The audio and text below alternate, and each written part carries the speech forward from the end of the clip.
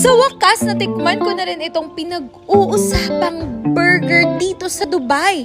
Sabi nila, ito daw ang best burgers on the planet. Kaya ano pang inintay nyo? Tara, samahan nyo kaming explore itong Bossman Burger. Sumalubong nga sa amin itong libreng popcorn.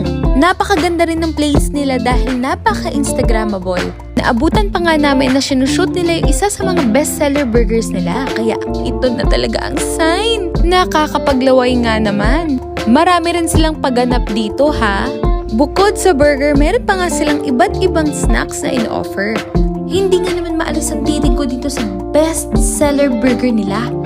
Kaya kung nag-crave ka sa burger at burger lover ka, hindi mapapahiya ang Bossman Burger.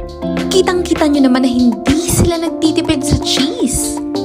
Buy 2, get 1 pa nga itong na-order namin, panalo.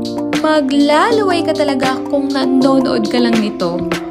Nag-uumapaw yung lasa dahil siksik sa laman ang burger nila. 5/5 kayo sa akin, Bossman Burger.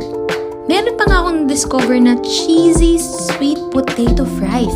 This is not your regular sweet potato dahil punong-puno rin siya sa cheese. For me, perfect combination ito. Meron din pala silang bestseller cheesy overload fries. Kung ako sa inyo, itatag ko na yung gusto kong makasama dito sa burger factory na ito. Halos speechless na nga yung anak ko pero ito yung comment niya. This is one of the best burger I ever had.